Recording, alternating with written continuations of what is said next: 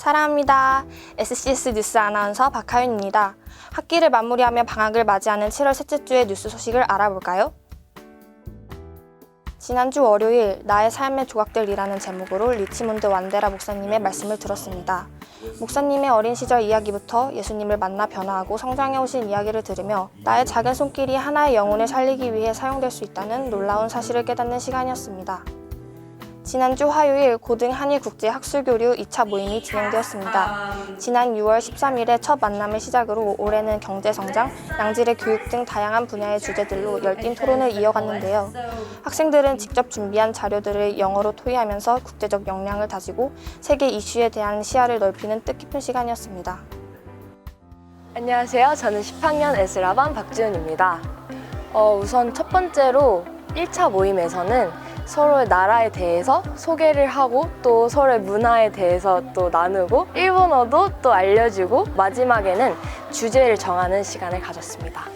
물가 상승에 대한 그런 주제였는데 지금 계속해서 일본도 그렇고 우리나라도 그렇고 물가가 계속해서 올라가고 있다 보니까 서로 그거에 대한 문제점이 정말 심각하다고 생각해서 주제를 선정하게 되었습니다.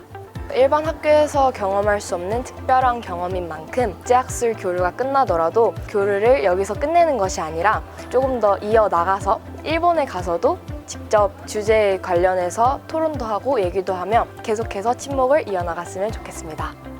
안녕하세요. 저는 10학년 에스라반 지세현입니다. 안녕하세요. 저는 10학년 에스라반 방소민입니다. 저희 팀이 고른 주제는 양질의 교육이라는 주제인데요. 이 주제를 고른 이유는 아무래도 저희 나라에서는 이 교육에 대한 관심이 많기도 하고 이것에 대한 경쟁이 치열하기도 하니까 다른 나라의 아이들은 교육을 어떻게 생각하는지 궁금하여 이 주제를 선택하게 되었습니다. 저희들과 고른 주제는 생물의 다양성인데요. 세 가지로는 생물의 다양성이 인간에게 주인 유익, 감소 원인, 유지 방안입니다. 기대하는 것은 일본과 학술 교류하는 것 자체가 흔치 않은 기회이기 때문에 이 프로젝트를 성공적으로 마쳐서 좋은 경험이 되기를 기대하고 있습니다. 이 한 주제를 통해서 뭔가 다른 나라 아이들과 저희의 의견을 나누고 같이 문제점과 해결 방안을 찾으면서 한 문제를 다양한 시각으로 바라볼 수 있어서 이런 시각을 넓히는 능력을 기를 수 있다는 것이 아무래도 기대되는 점인 것 같습니다. 학사 일정을 안내해 드립니다. 18일 화요일 방학 감사 예배가 7층 중강당과 9층 대항당에서 진행됩니다.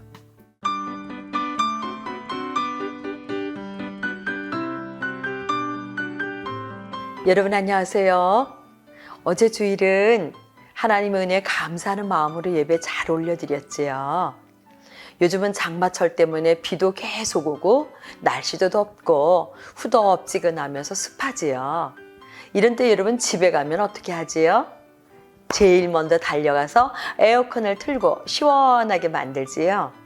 만약 요즘 같은 날씨에 우리 학교에서 에어컨이 없이 공부한다면 견딜 수 있겠어요?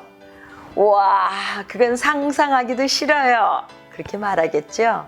맞아요. 에어컨은 무더운 날에도 우리가 지치지 않고 일상생활을 할 수 있도록 도와주는 고마운 전자제품이에요. 그런데 여러분, 이렇게 좋은 에어컨은 누가 만들었을까요? 생각해 보셨어요? 오늘은 에어컨을 발명한 사람 윌리스 캐리어의 이야기를 들려줄 거예요. 윌리스 캐리어는 1876년 미국 뉴욕에서 태어났어요. 어린이 시절에는 수학의 분수를 잘 이해하지 못해서 엄마가 사과를 조각 내어서 분수를 설명해 주었다고 해요. 그런 캐리어가 성실하게 공부해서 코넬 대학교에 입학했어요. 기계공학을 전공하고 난방기와 송풍기를 만드는 버팔로 포지라는 회사에 들어갔지요. 처음에 맡은 일은 난방 시스템을 현대식으로 개선하는 것이었는데 큰 성과를 거두었어요. 캐리어는 실력을 인정받고 입사한 지 1년 만에 개발팀장으로 승진했습니다. 1902년 어느 날이었어요. 뉴욕에 있는 한 출판사가 캐리어의 회사를 찾아와서 고민을 토로했어요. 아유, 정말 고민입니다. 여름이 되면 높은 기온과 습기 때문에 종이가 모두 눅눅해져요. 인쇄한 잉크가 잘 마르지도 않고요. 날씨에 따라서 그 종이의 크기가 달라지기도 해요. 색상도 매번 달라지죠. 품질이 떨어지니까 인쇄물을 판매할 수가 없습니다. 그래서 결국은 실컷 고생하고 폐기해야 되는 거예요. 손실이 만만치 않아요. 인쇄 공장의 온도와 습기를 해결할 수 있는 방법이 없을까요? 버팔로 포지 회사는 똑똑한 그리고 연구를 많이 하는 캐리어에게 이 프로젝트를 맡겼어요. 캐리어는 밤낮으로 해결 방법을 고민하다가 번쩍이는 아이디어가 떠올랐지요. 그래, 바로 난방기계가 작동하는 그 원리를 거꾸로 이용하면 되겠다. 뜨거운 증기로 공기를 따뜻하게 할 수 있다면 거꾸로 차가운 물을 이용해서 냉방도 가능하지 않을까? 이런 생각을 한 거지요.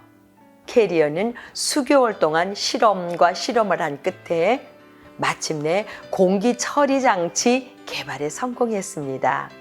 덕분에 출판사는 공장의 온도와 습도를 일정하게 유지해서 1년 내내 책을 인쇄할 수 있게 되었어요.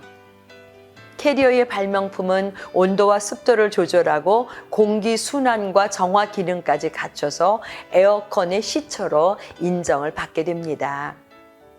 그리고 1902년 7월 17일 드디어 세계 최초로 현대식 에어컨이 탄생했어요. 이때 캐리어의 나이가 몇 살인지 아세요? 바로 25살이었어요. 와우, 대단하지요? 하지만 최초의 에어컨은 공장이나 창고를 위해서 만든 것이기 때문에 너무 크고 가격도 비싸서 가정에서는 쓸 수 없었어요. 캐리어는 다시 가정에서 쓸 수 있는 에어컨을 만들기 위해 연구했지요. 그리고 1906년에는 보완된 아이디어로 특허를 받았어요. 하지만 1914년 제1차 세계대전이 발발했어요. 캐리어의 회사는 기계를 만드는 대신에 전쟁을 위한 군사 물건을 만들게 되었지요.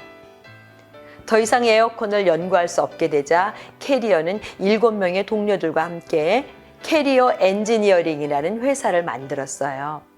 현재까지도 에어컨을 판매하는 바로 그 캐리어 회사랍니다. 동료들과 끊임없이 연구한 결과 1920년에는 백화점이나 극장 같은 상업시설에 에어컨이 설치될 수 있었어요. 그리고 크기도 점점 작아지면서 가정용도 출시가 되었지요. 그런데 아쉽게 이번에는 1929년 세계 경제대 공황이 일어났어요. 사람들은 삶에 허덕이면서 값비싼 에어컨을 살 수가 없었지요.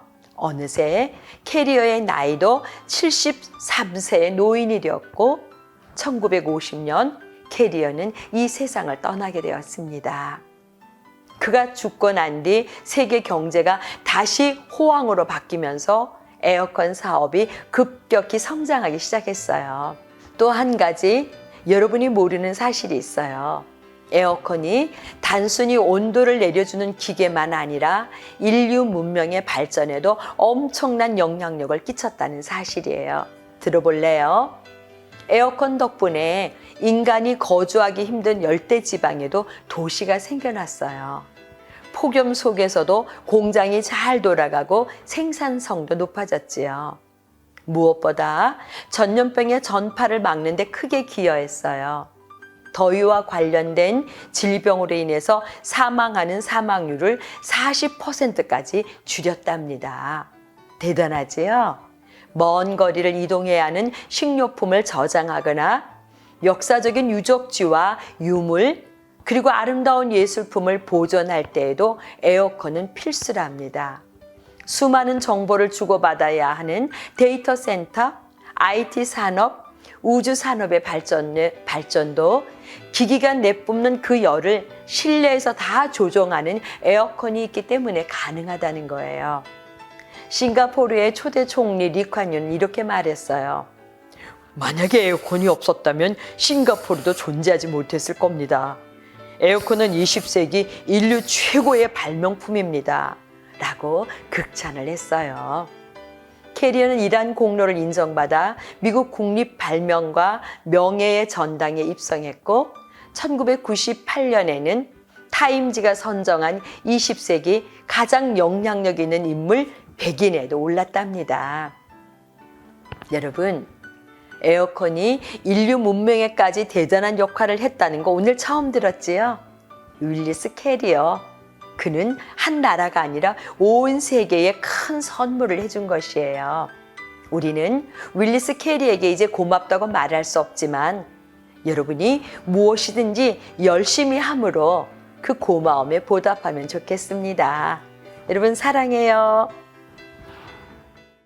여름방학 동안에도 기도와 말씀으로 예수님과 함께 친밀한 교제를 쌓으며 보람찬 방학을 보내길 소망합니다. 사랑합니다.